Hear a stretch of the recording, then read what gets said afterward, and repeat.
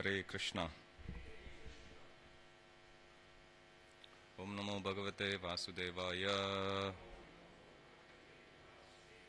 ओम नमो भगवते वासुदेवाय। ओम नमो भगवते वासुदेवाय। नारायणं नमस्कृत्य नरं चैव नरोत्तमं देवीं सरस्वतीं व्यासं ततो जयम् उदीरयेत्। नष्टप्रायश्च भद्रेषु नित्यं भागवत सेवया भगवती उत्तमश्लोके भक्तिर्भवति नैष्टिकी। कृष्णाय वासुदेवाय देवकीनन्दनाय च नन्दगोपकुमाराय गोविन्दाय नमो नमः।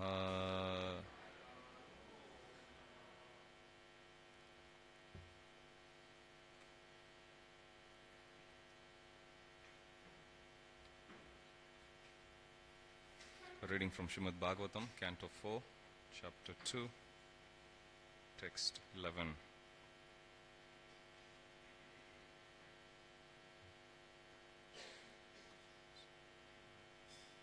एष मे शिष्यतां प्राप्तो एष मे शिष्यतां प्राप्तो यन्मे दुहितुरग्रहीत् यन्मे दुहितुरग्रहीत् पाणिं विप्राग्निमुखतः पाणिं विप्राग्निमुखतः सावित्र्या इव साधुवत् सावित्र्या इव साधुवत् एष मे शिष्यतां प्राप्तो यन्मे दुहितुरग्रहीत् पाणिं विप्राग्निमुखतः सावित्र्या इव साधुवत् एष मे शिष्यतां प्राप्तो यन्मे दुहितुरग्रहीत् पाणिं विप्राग्निमुखतः सावित्र्या इव साधुवत्।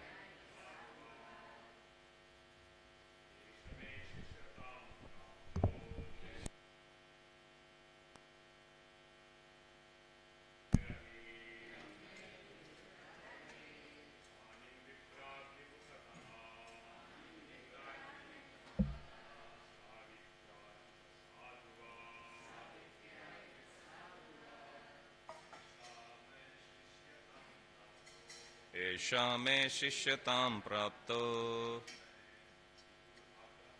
यन्मे दुहितुरग्रहीत् पाणिं विप्राग्निमुखतः सावित्र्या इव साधुवत् एष मे शिष्यतां प्राप्तो यन्मे दुहितुरग्रहीत् पाणिं विप्राग्निमुखतः सावित्र्या इव साधुवत्। माताजी, एषा मे शिष्यतां प्राप्तो यन्मे दुहितुरग्रहीत् पाणिं विप्राग्निमुखतः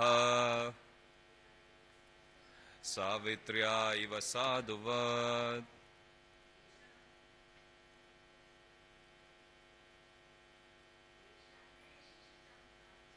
एषा मे शिष्यतां प्राप्तो यन्मे दुहितुरग्रहीत् पाणिं विप्राग्निमुखतः सावित्र्या इव साधुवत् एषा मे शिष्यतां प्राप्तो यन्मे दुहितुरग्रहीत् पाणिं विप्राग्निमुखतः Savitrya iva sadhuvat. Word translation, please repeat. Eshaha, he, Shiva. Me, my. Shishyatam, subordinate position. Praptaha, accepted. Yat, because. Me duhituhu, of my daughter. Agrahit, he took. Panim, the hand. Vipra Agni, of brahmanas and fire. Mukataha, in the presence. Savitryaha, Gayatri. Iva, like. Sadhuvat, like an honest person. Translation and forward by His Divine Grace Abhay Charana Arvinda Bhaktivedanta Swami Srila Prabhupada Jagat Guru Srila Prabhupada Ki.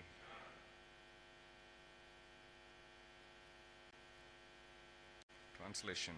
He has already accepted himself as my subordinate by marrying my daughter in the presence of fire and brahmanas. He has married my daughter who is equal to Gayatri and has pretended to be just like an honest person. Purport. Daksha's statement that Lord Shiva pretended to be an honest person means that Shiva was dishonest because, in spite of accepting the position of Daksha's son-in-law, he was not respectful to Daksha. I'll read a couple more verses. It's a very short purport. Grihitva mriga savakshaha panim markatalochanaha pratyuttanabhivadarhe vachapi akritanochitam.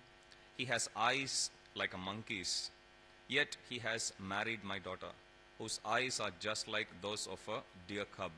Nevertheless, he did not stand up to receive me, nor did he think it fit to welcome me with sweet words. Luptakriyayassu chaye manine binnasetave anichannapi adambalam sudra evo shatim giram. I had no desire to give my daughter to this person who had broken all rules of civility. Because of not observing the required rules and regulations, he is impure, but I was obliged to hand over my daughter to him, just as one teaches the messages of the Vedas to a Shudra. Purport. A Shudra is forbidden to take lessons from the Vedas because a Shudra, due to his unclean habits, is not worthy to hear such instructions. This restriction that unless one has acquired the Brahminical qualifications, one should not read the Vedic literatures is like the restriction that a law student should not enter a law college unless he has been graduated from all lower grades. According to the estimation of Daksha, Shiva was unclean in habits and not worthy to have the hand of his daughter, Sati, who was so enlightened, beautiful and chaste. The word used in this connection is Binnasetave, which refers to one who has broken all the regulations for good behavior by not following the Vedic principles. In other words, according to Daksha, the entire transaction of the marriage of his daughter with Shiva was not in order.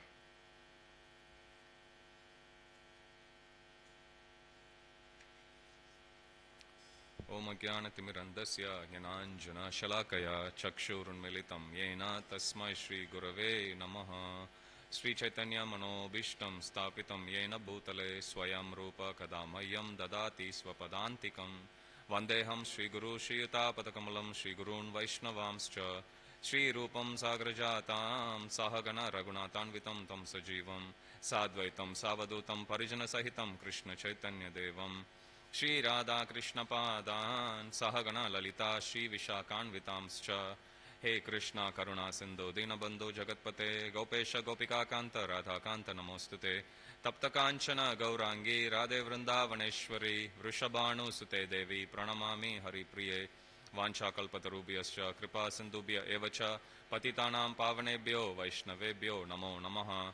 Jai Shri Krishna Chaitanya Prabhu Nityananda Shri Advaita Gadadara Shiva Shadi Gaura Bhakta Vrinda Hare Krishna, Krishna Krishna, Hare Hare, Hare Rama, Rama Rama, Hare Hare.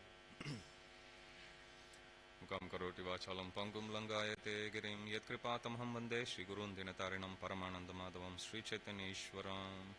Hari Om Tat Sat.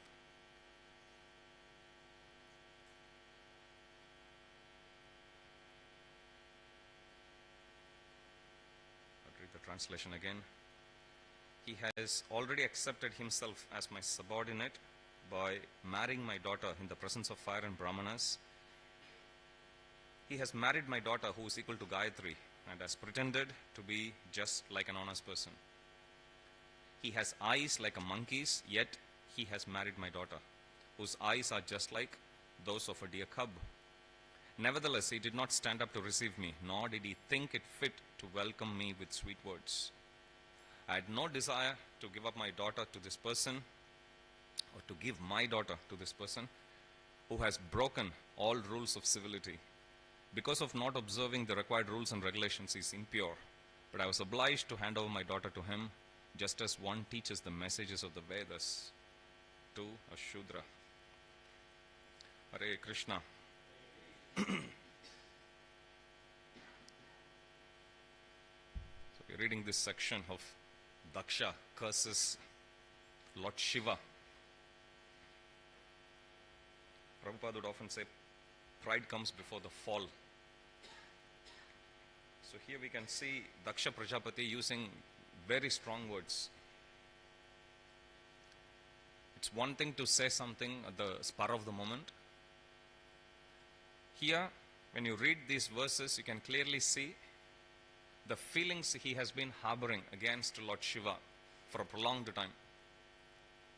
Marriage was already over. If you look at the Vedic style of marriage, there are different styles of marriage that Srila Prabhupada explains in Krishna book. One of the most cultured way to arrange a marriage is by conducting Swayamvara. Swayamvara is the ceremony when a king, who is the father of the daughter, would invite all the princes from the neighboring as well as even from distant kingdoms, whoever he thinks fit enough to become the husband of his daughter. So the invite would actually go, everyone would come. And in some instances, even uninvited princes will also go. It's an open invitation usually. And because it's an open scenario, many instances you will see princes or men would just walk in ad hoc. You see Pandavas walking in the Swayamvara of Draupadi. You would see Lord Ram walking in the Swayamvara of Mother Sita. Of course, Vishwamitra informs him and takes him there to reunite Lord Ram with this eternal consort. Likewise, in this instance, Daksha Prajapati, as a dutiful king, he, being very dear to his daughter, Prabhupada says usually the sons take the qualities of mother and daughters, they take the qualities of father. Usually daughters are very close, very dear to their fathers, Prabhupada says. She is the youngest daughter, so he arranges for the Swayamvara. And as a king, one of the direct sons of Lord Brahma, as a Brahmana, he had his own ego, prestige, you can think. So he had invited all the princes who he felt one of them could be one of them would be fit enough to become the husband of his dear daughter. But in that assembly, one other personality walked in uninvited. Guess who? Lord Shiva. Lord Shiva goes because Sati or Parvati is his eternal consort. You'll see a similar situation happening when the milk ocean was churned. Initially, Kalakud comes. It is a very, very strong poison. Nobody is able to do. Vishnu could have taken it, but he took that opportunity to glorify Lord Shiva. He allowed Lord Shiva to swallow everything. And then one item after the other came. But at one point, Lakshmi ji herself came out. It's because of this particular pastime, the ocean god is considered to be the father of Mother Lakshmi. So she comes, if you read that section of Churning of the Milk Ocean in 8th canto, you will see she comes out of the milk ocean. She has a garland in her hand, and it's an instant Swayamvara. And there are all these great personalities there, both from godly side as well as from the demon side. And as she comes out with the garland, you should read the series of verses where she says for each one what is their quality on the positive side, but what is their frailties as well, and why they are not fit enough to be her husband. And finally she goes to her eternal Lord, Lord Vishnu. Similar instance happens when Rukmini ji, in fact her marriage was supposed to be conducted. The next day she sends letter to the Supreme Lord, Krishna himself. So there are many, many instances that are there in the Shastras of how a Swayamvara is conducted. So after the father invites all the kings, the daughter is then given the garland, but the daughter is given full choice to choose whoever she wants to marry. So it's arranged marriage in one sense, but solely and wholly with the consent of the daughter. There are instances when the daughter won't be interested to marry anyone, in which case all the princes would be sent back. Nobody can force the daughter to choose the husband. It's totally with her. In fact, it's in this instance, or this is the choice which Mother Draupadi, she makes. When Karna manages to string the bow, she rules him out. No, I'm not interested. So Karna, despite being able to pick up the bow and string it, because that was the first hurdle, and the second hurdle they have to shoot. But even to go past the first hurdle or the first task, whichever princes had attempted until that point, they had failed. And Karna managed to string. And right when he was about to take aim at the target, Draupadi uses her choice and she says, I don't want to marry him. So then he was abruptly stopped, Karna was sent out, and then others keep on coming. And finally, when Arjuna comes, he actually wins her over. Krishna reveals to her who he is. The relationship of Draupadi with Krishna is Sakyarasa.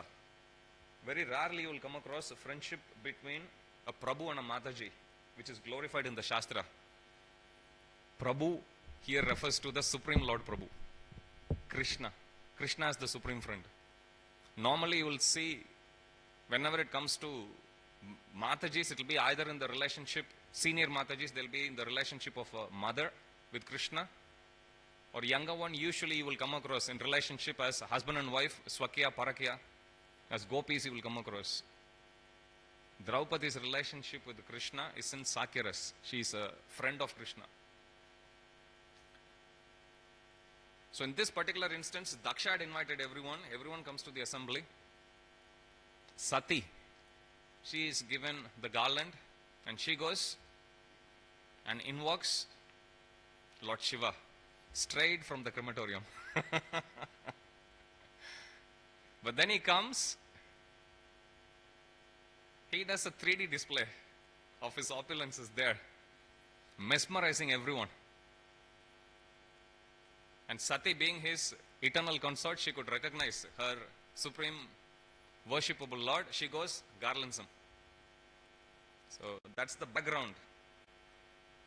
Before we delve into some of these words of glorification of Daksha Prajapati.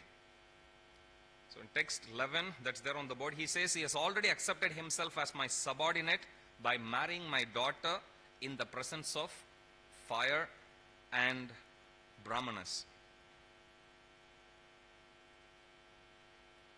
Being subordinate to someone comes at different levels. Prabhupada says our whole process is based on voluntary submission. Nobody is paying a disciple here to become a disciple. Nobody is paying anyone to become humble. For that matter, nobody is paying even the spiritual masters also to take the role of a master. This morning as we were dancing, I was remembering Prem Sagar Prabhu. He's on his way back to India for good. I was praying to Radha Gopinath. On one hand, we are very saddened to see, but on the other hand, you can't feel more happier knowing very well he is going back to the Dham and he'll continue his services. For 7 years, he had offered such selfless services. Yesterday, we had a farewell get-together with all the kitchen team devotees and the temple devotees, and different devotees were glorifying. Initially, we planned that to go end-to-end for an hour. It went for like 2.5 hours. Of course, the last part is the feast.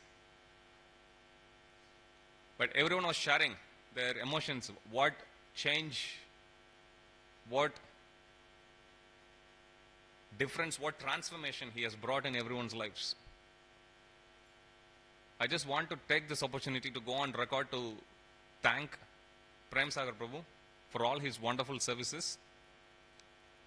And yesterday when I was speaking, I was mentioning 3 instances when I desperately needed help, he stepped in for an indefinite time. First time was when I was made head pujari because all the pujaris had to go back. Pretty much in a span of a few weeks' time, literally everyone was gone. And me and Hamsa Sangha Prabhu, we were in traveling Sankirtan in Melbourne, stopping there, and we were on the way to go further south. And then we received call. This is in early 2017 in Jan.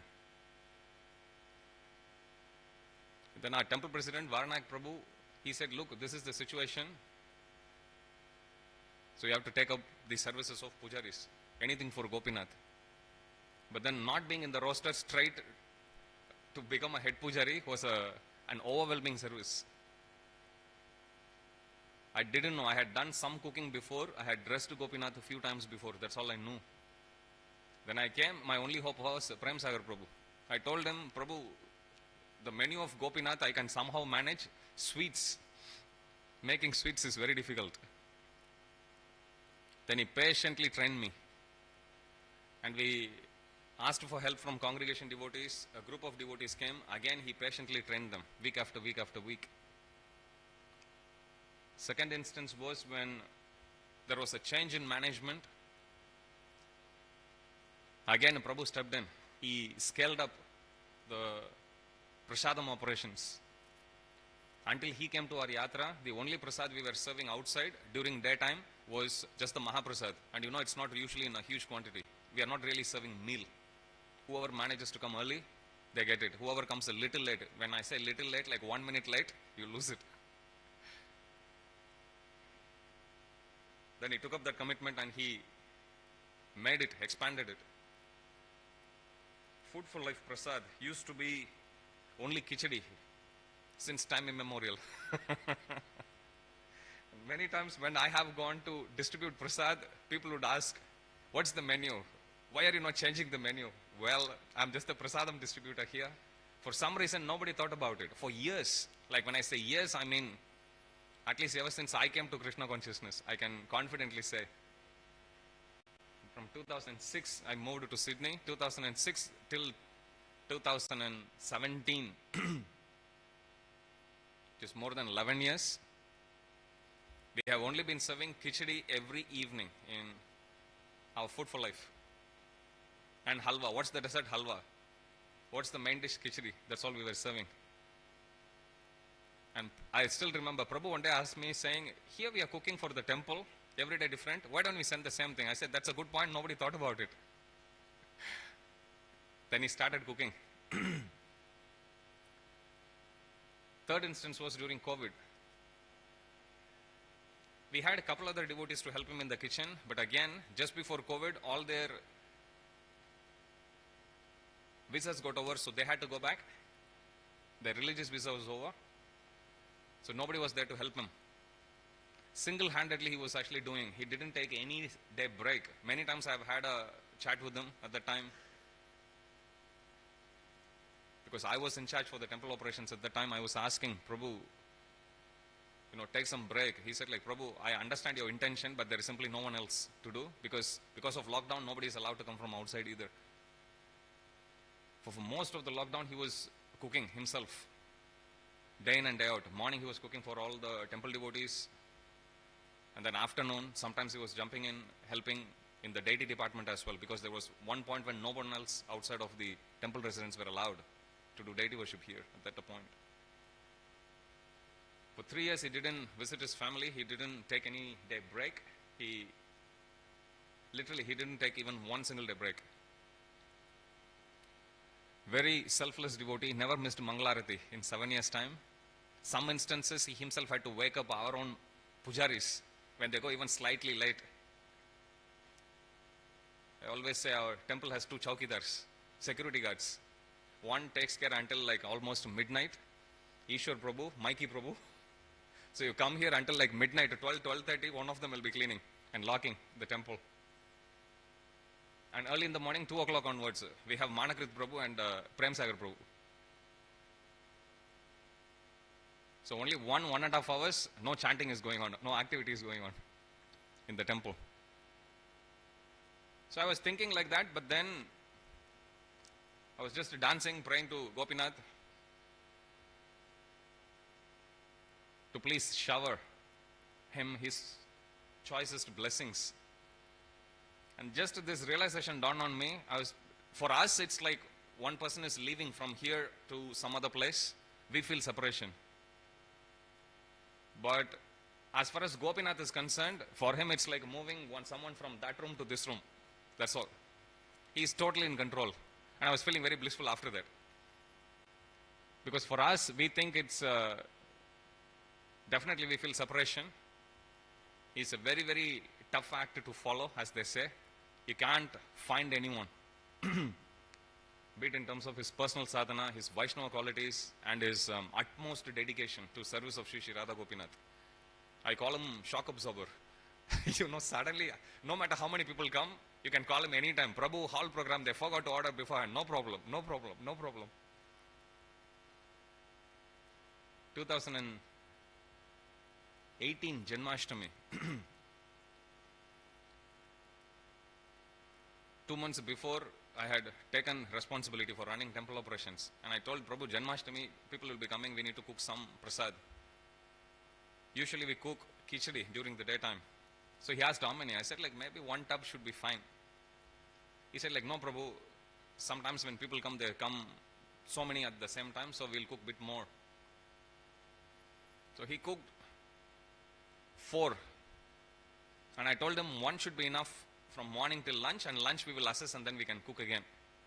But he had, based on his own premonition, he had cooked 4 tubs. But those 4 tubs got over in 1.5 hours. And then he kept on cooking. That day, I think we cooked a record close to 18 or 19 tubs during the whole day, before the evening team came and they started setting up the stall. So many times you can see, but Radha Gopinath has or have their own sweet will, how they reciprocate with the devotees. I was telling yesterday, I had the same feeling when Sri Prahlad Prabhu left for Europe. At that time, it was very obvious that Gopinath is just moving them so he can spread the glories of the holy name to much more people, many more people, bringing many more fallen souls. I had exactly same feeling when I first heard that Prem Sagar Prabhu had to leave us. But he did promise that he'll come for the temple reopening. He'll come whenever he can, even if it's for a shorter duration. So Supreme Lord is in full control. Sati goes garlands Lord Shiva And then Daksha Prajapati, he performs the marriage. And that's what he is saying. He has already accepted himself as my subordinate by marrying my daughter. So we can accept the position of subordinate based on different criteria. Somebody is a guru and I'm the disciple. Okay, I'm a subordinate. Somebody is a devotee. I'm the subordinate. Somebody may have started Krishna consciousness after me, but they are seen to be my age, subordinate. Somebody may be a senior to be based on ashram. I'm subordinate. Somebody may be younger than me, but they are far advanced in Krishna consciousness. I'm subordinate him or her. Vaishnavas, Srila Prabhupada says, they are very expert in always finding a reason to be subordinate. I was listening to one Ghanashyam Prabhu's class and he was saying there was one couple who came to Pune from Mumbai on their marriage day. They came to offer services to Radha Vrindavan Chandra. Point to be noted, this is how marriage day, birthday needs to be celebrated. We have to increase our service to Sri Sri Radha Gopinath. So they came and the husband was glorifying his wife to Ghanashyam Prabhu when they both were talking a lot of things in private. And he told Ghanashyam Prabhu that my wife, for every one step I take towards Krishna, she takes 10 steps. And Ghanashyam Prabhu was saying he was feeling very happy to hear glorification. And then later on, when he had the opportunity to be with both of them, at that time he brought out this point to his wife that Prabhuji has got a lot of respects for you. He said for every one step he takes towards Krishna, you take 10 steps. You are so much more advanced. To which the Mataji replied to Ghanashyam Prabhu, yes Prabhu, what he said is right. For every elephant steps he takes, I take 10 ant steps. When I heard that point, I was remembering what Prabhupada said. Vaishnavas, they are very expert in finding a way to still remain humble. Expert in finding a way to remain humble means expert in glorifying others. I think I mentioned this before in one of maybe few instances. Bhakti Charu Maharaj, he tells this story of Akbar and Birbal, of how once Akbar, he had a competition. He drew two lines parallel together, same height, and the competition was you have to make one of those lines smaller than the other but without reducing its length. Normally if there is two lines the same height and we say make one smaller, what do we normally do? Reduce the height, right? But here the competition is you have two lines same height but you have to make one smaller than the other. Everyone tried Navaratnas. That's how all the 9 gems in the court of Akbar were known. Each one is expert in so many different things. Tansen, expert in music, like that. Birbal is also one of them. So everyone tried, nobody could solve the riddle, and finally Birbal comes and he asks the condition, 2 lines, I have to make one smaller than the other. Akbar said yes. He took a piece of chalk and he increased the height of the other. By doing so, he naturally made the other one smaller. If you have studied in any Indian school, in Indian curriculum, you would have come across this story so many times. Now all of us know the story. But Maharaj shared his deeper insight on this story. He said, this is how we glorify others. Glorifying others doesn't mean we artificially reduce our length. I am very fallen. No, I am more fallen. No, Prabhu, I am more fallen. There is ego even in that. You know, Prabhu, do you know? You don't know. Or Mataji, you don't know how fallen I used to be. Prabhu, do you know? You don't know how more fallen I used to be. Focus there is not so much on showing humility. Focus there is more on proving who is more fallen. Radhanath Maharaj says you can become very proud just cleaning toilet. See, I'm such a great humble devotee, I'm cleaning the toilet. You can become proud even doing that. So Bhaktichar Maharaj says, our position is like this. Yes, on one level we are all same. The only way to remain humble is not going into our own cocoon of artificial humility. Rather, you go on glorifying others. Naturally, you'll remain small. And he says, this is the Vaishnava way of remaining humble. Chapal Gopal, famous personality in Navadvip, he was very envious for some reason of Srivas Thakur. So one day what Chapal Gopal did was, he put all the paraphernalias for worshipping Mother Kali just outside the home of Srivas Thakur. And he went. Next day early in the morning he made sure, he woke up for Mangalarati, went right in front of his home and he made a big noise. Hello, look everyone here, come on. Look at this Srivas. He pretends himself to be a great Vaishnava and look what he is worshipping. Look at all these paraphernalia.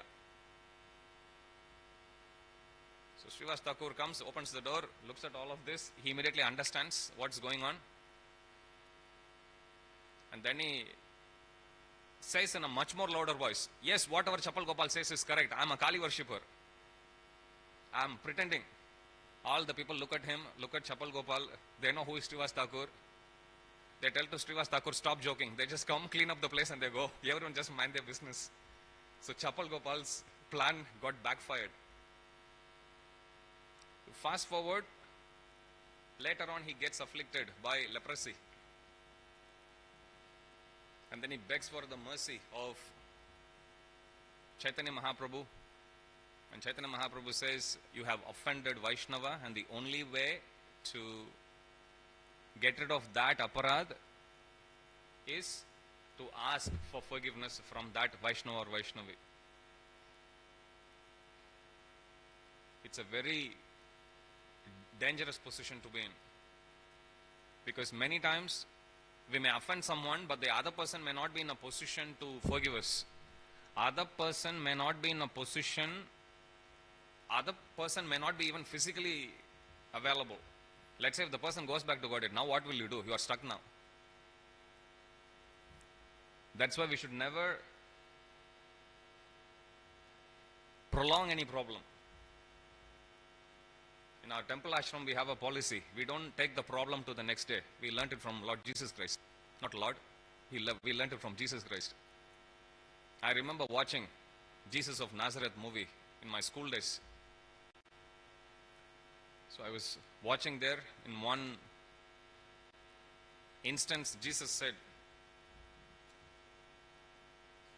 when he tells all his disciples, apostles, sends them to different place, he pairs them up and he sends, don't worry about where your food will come from. Don't worry about where your shelter will come from. Don't worry about where your help will come from. Let the day own the problem. Somehow that line went deep. When we started Brahmacharya Ashram here about like 11, 12 years ago, we included that as part of the policy. Any problem any two devotees have, you resolve on the same day. And until you resolve, you don't sleep. Initially, we have spent some sleepless nights. But then gradually, everyone understands, if there is a problem, I might as well just resolve. Otherwise, I'm going to lose my sleep at night. And then we never had problem. It's always good to nip the problem in its bud. So in this instance, because he prolonged the problem for such a long time, Chapal Gopal, whatever feelings he had about Narada Muni, in this case Srivas Thakur, he should have just gone to him straight and spoken to him. Didn't happen. And finally, because of all his misdeeds, he got afflicted with leprosy. And then he goes, begs forgiveness from Srivas. Srivas Thakur says, I have never taken any offense. Then as soon as Srivas Thakur relieves him, he gets cured. And then he goes to Chaitanya Mahaprabhu. And then he falls at the feet of Chaitanya Mahaprabhu for saving him. And then He tells to Chaitanya Mahaprabhu, my Lord, I have offended so many Vaishnavas. I have always spoken so many ill words against each one of them. Now what can I do? Remember the story with Bhaktishar Maharaj said, Chaitanya Mahaprabhu says, by offending Vaishnavas, by speaking ill of them, you have voluntarily drunk poison. And he says, now use the same mouth to drink the nectar of glorification. He says, always you had drunk the poison of Vaishnava Parad by verbally offending them. Now you drink the nectar of glorification. This is the only way. And then from that point onwards, he becomes one of the close associates of Srivas Thakur. He takes his shelter and then he keeps on glorifying. Lord Shiva is married to Sati. Time rolls by, and on this particular instance, everyone is assembled on the assembly, on the court of Daksha Prajapati. Everyone, including Lord Brahma himself, his own spiritual master, he is seated, and as Daksha Prajapati walks in, everyone gets up,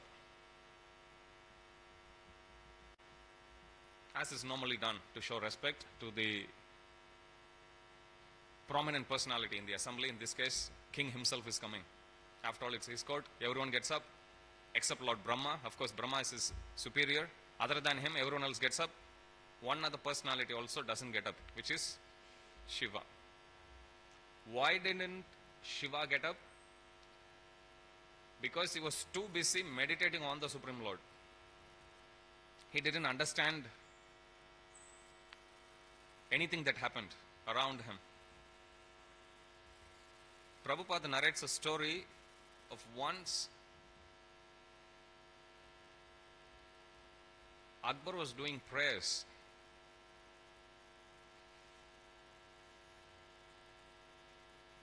in an outside environment.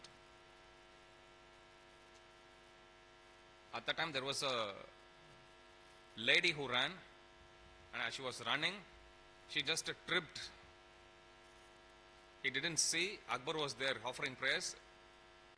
She tripped over his body and she also fell.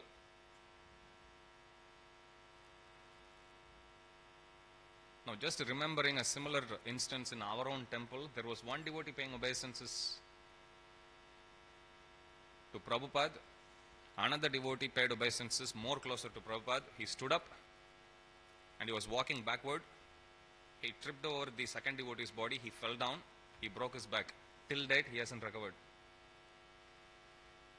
So please be mindful when devotees take darshan in front of Radha Gopinath. Don't pay obeisance right behind them. Many times I notice here that devotee may trip and fall. Now the responsibility holds for even the devotee standing also. Don't walk backwards. We understand the etiquette, but then be mindful. We have to be practical also. So when you walk, don't just walk backward. Yes, we are not supposed to show our back to Shri Radha Gopinath, but you can turn sideways. At least be mindful. We don't need to show respect of just walking back this way, because chances are more that either you will damage your body or the devotee paying obeisances. So in this case, she trips, falls. Akbar gets very upset with her. He says, do you know who I am? I'm offering prayer to the Supreme Lord. You don't put on the floor, that one. You can put on the lap, that sheet. Yeah. So, do you know who I am? I'm offering prayers. I'm offering prayer to the Supreme Lord, and you disturbed my prayers. I'm going to sentence you to death for offending the prayers which I was offering to my Lord. Then the lady started laughing. She said, I was in my home. My son had actually gone out on some purpose. And somebody told me he had fallen down from a tree and he injured his body. I was so preoccupied with that thought. I was running. I didn't even see. the great emperor, doing prayers in front of me. I was so engrossed in thoughts of my son. And then she questions back Akbar, saying, this is a material relationship only I have with my son. If I am so engrossed in his thoughts, how much more engrossed you should have been in your thoughts of your Supreme Lord. Then Akbar thought about it and he said, yeah, you got a point. And he sent her. So Prabhupada says it's one thing to do mistake, but when you admit, you become great. So Prabhupada cites stories like that to say in some instances Alexander the Great. Similar pastime, but in a slightly different context with the thief. When the thief tells to Alexander, I'm a small thief, you are a bigger thief. So here also in this instance, Prabhupada says Akbar the Great, like that. So here, Lord Shiva is so much engrossed in his thoughts of his Supreme Lord, worshipable Lord. And in that particular instance, Daksha Prajapati walks in. Shiva is a very humble personality. Shiva's position, normally in material world we see, he lives in crematorium, he doesn't even have a home, he has his whole body smeared with all ashes, all his disciples and followers are all ghosts and hobgoblins. In material sense, if you see, they all look quite derogatory, denigrating. But if you look at it from a holistic spiritual perspective, we'll understand why is he actually staying there. He wants to, like as they say, example is better than precept. As the Acharya of this world, he has a whole Sampradaya, Rudra Sampradaya, one of the 4 bona fide Vaishnava Sampradayas. Brahma Sampradaya, Kumara Sampradaya, Rudra Sampradaya, and Sri Sampradaya. So as an Acharya, he is telling to the whole world about the futility of this material world. Look, at the end of the day, everything is just going to turn to ashes. You will either become earth or you will become the stool of a bird. It's given. When after we are dead, we either become earth or we become ashes. If they cremate us, we become ashes. If they bury us, we become the earth. Or if they just leave it out in the open, in some traditions they do. In which case, some scavengers, vultures like that, they'll come and eat. And Shastra say very heavily, we just become the stool of those birds. They just eat and they pass through. So to teach the whole world about the futility of this material world, Lord Shiva, he has smeared his body with ashes. Second, he doesn't want anyone to come and disturb his bhajan. So he sits in the crematorium, usually very quiet. If it's not quiet, it's a problem. And then who do you think he'll be surrounded by if he always lives there? All the ghosts, they also come and take his shelter. Out of his compassion, he says like, all right, you are my disciples, come on. So he's so merciful. But just because he's actually doing that style of preaching doesn't mean we mistake him to be having those qualities. Tamasi. That doesn't mean he is in Tamoguna. He is in charge for Tamoguna. Prabhupada says because to destroy, there is some element of Tamoguna needed. Normally, in mode of goodness, you'll always build. Holds true, not just for material things, spiritual things also. Any good quality we have to cultivate it. Be it humility, be it truthfulness, be it patience, tolerance, love, compassion. It takes mode of goodness. Showing any anger, retorting back, doing Vaishnava Parad, Tamagun is enough, good enough. So we have to be very mindful when we study a great personality like Lord Shiva. Vaishnavera Kriya Mudra Vigyena Bujhoya. Whatever the activity of Vaishnava is very, very hard to conceive, hard to understand. Vaishnavanam Yatashampu, being the greatest Vaishnava, he acts in a certain way simply to teach the whole world about the futility of this material world. But if you really want to see his opulence, you read descriptions in Brihad Bhagavatamrita, there it's given. Is whitish in complexion, with a golden hue. He lives in his palace in Sadashiv Loka, in spiritual world. He lives in spiritual world. If you look at the spiritual sky chart, you look, material world finishes, and then after that there is Brahman effulgence. Sadashiv Loka is above that. So Sadashiv, along with his eternal consort Parvati ji, along with all the other personalities, including Nandi, they all live there eternally.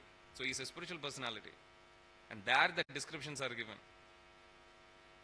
How opulently he is being worshipped, and what opulent situation he is in. But when he is in material world, be a Roman when in Rome, so he is here on a certain business to teach to everyone as the Acharya, and that's what he is doing here. But if somebody gets proud because of wealth, Srimadat, it's given, Srimadat api datya there. Janma, Aishwarya, Shruta, Shri. 4 things are predetermined based on our karma. Janma, birth. Aishwarya, wealth. Shruta, knowledge. Shri, beauty. Of these 4 things which usually makes people maddened, Narada Muni says to Manigriva Nalakuvera before cursing them. Of these 4 things, Janma, Aishwarya, Shruta, Shri, what is it that's most intoxicating? We would think, maybe beauty, maybe high parentage. He says, no, wealth. Wealth is most intoxicating. And he says, because you are the sons of the treasurer of the demigods, that's why you are so intoxicated. Daksha Prajapati was so intoxicated because of everything actually. He thought he is very beautiful. He thought he is very wealthy. He thought he is very knowledgeable, and he is knowledgeable. Somebody is a Prajapati, son of Brahma, means we need to understand. He's not an ordinary personality. Directly related to the family of Kadama Muni and Devahuti. If you read the genealogical table, when you see each one of them, you will find it very interesting. Do you know Mother Devahuti is the aunt of Dhruva Maharaj?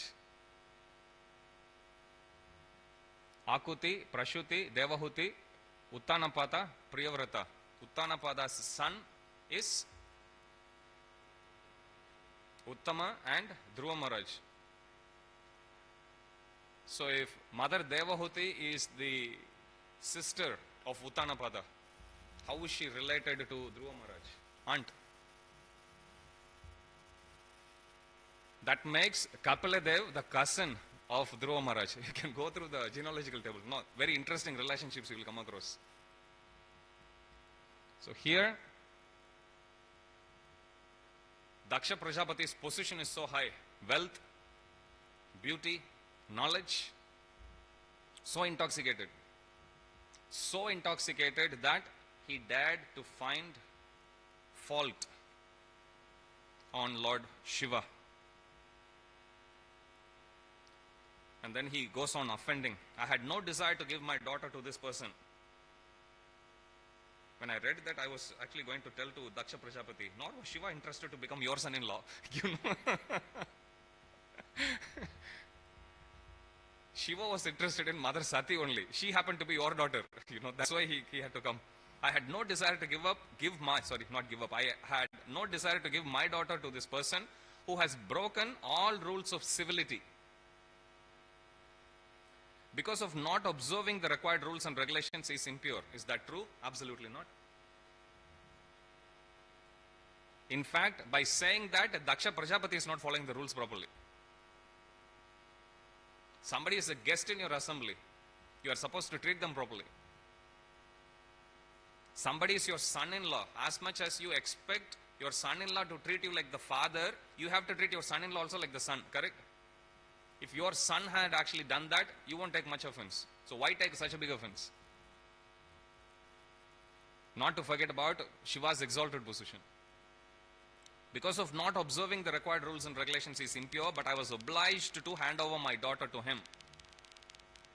Just as one teaches the messages of the Vedas to a Shudra. I'll finish with this point. Normally when you come across statements like that, it's a nice controversial statement, right? Vedas message taught to Shudras. And there is always argument about why did Dronacharya ask for the thumb of Eklavya, or why did Lord Ram kill the Shambhuka. Knowledge is open for everyone, but one has to be qualified. Prabhupada gives the example of a lawyer.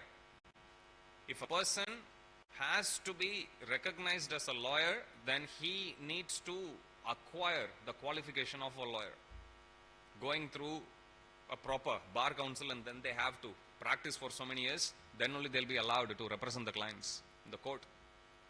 So there is a certain qualification one is supposed to acquire in order to practice as a lawyer. Same way, in order to acquire knowledge of the Vedic Shastras, in order to be able to recite the mantras, one is supposed to be qualified. Now this qualification is not based on birth. Janmana jayate Shudra only. Everyone is a Shudra. Samskarat bhave dvija. But one needs to be initiated into the parampara. Veda patat bhavet vipra. Then one gets qualified to study Vedas. Brahma janatiti brahmana. Then one slowly comes to the position of brahmana. Anyone can become a brahmana, but everyone has to go through this process. If that doesn't happen, we'll fast forward what happened in Eklavya's case, for example. Eklavya first goes and approaches Dronacharya. Eklavya was from Nishada tribe, but that doesn't disqualify him to study the Shastric knowledge, especially here Dhanurveda, art of weaponry. Dronacharya still told him, no, I won't teach you, because Dronacharya as a teacher, he could actually see the nature of him, he could assess, and he says, no, you're going to misuse it. So he tells him, sorry, I can't teach you. Now, Eklavya goes, initially he approaches Dronacharya as the guru. Dronacharya says, sorry, I can't be your guru, I won't take you as the disciple. So Eklavya goes, he start to practice the knowledge of the Dhanurveda without the approval of his guru, in fact going against his guru. His guru told him, don't do this. Not only that, he was cheating on his own guru, basically hiding from behind the bushes, looking at all the training that Dronacharya was imparting on the Pandavas and Kauravas, learning everything. And then he starts to practice on his own. And if you look at it in every sense, he has actually broken the principle. First of all, you go to a guru asking for his shelter and he says no. Then you have to turn away. You can wait for your guru, but you can't go against the guru. Then guru says don't do this, he is doing it. Third, he is trying to cheat his guru, he has actually cheated his guru. Now these three things you may think, look, he may be very enthusiastic to learn, that's why he is. But if fast forward, how did Dronacharya come to know about his existence later?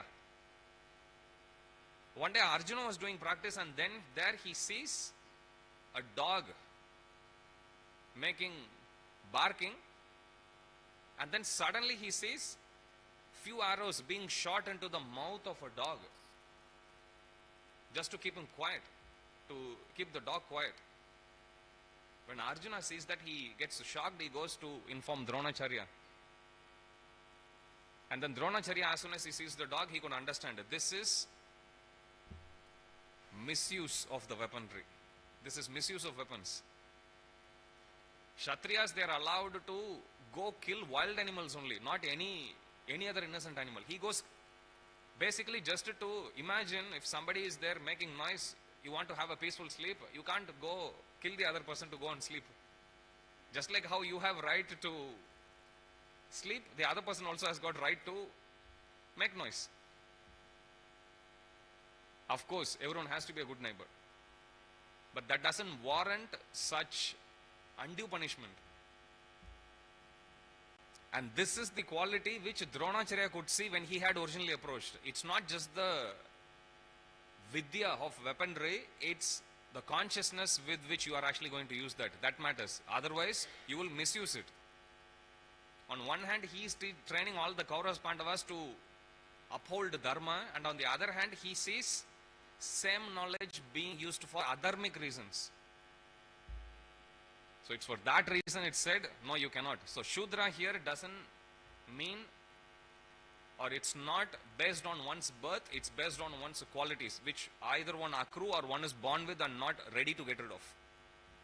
Yes, then such a person cannot qualify. As much as a criminal cannot qualify to be a lawyer, as simple as that. As much as there is a certain basic qualification, even in order to be a minister, an MP. There is a certain qualification in order to be a priest, certain qualification to be head of state, for example. Like that. There is a certain qualification that is needed in order to recite the mantras, and that qualification is open for everyone to acquire, provided everyone goes through the system and everyone follows that. We'll stop here, we won't take any questions. We're already past 9. Jagadguru Srila Prabhupada ki jai, Shri Shri Radha Gopinath Bhagwan ki jai, Shri Jagannath Baladev Subhadra Maharani ki jai, Shri Shri Gauranitai ki jai, Samaveda Gaur Bhakta Vranta ki jai, Grantaraj Srimad Bhagavatam ki jai, Jai Nitai Gaur Premanande. All glories to the assembled devotees. All glories to the assembled devotees. All glories to the assembled devotees. All glories to Shri Shri Guru and Gauranga. All glories to Srila Prabhupada. Jagadguru Srila Prabhupada ki jai.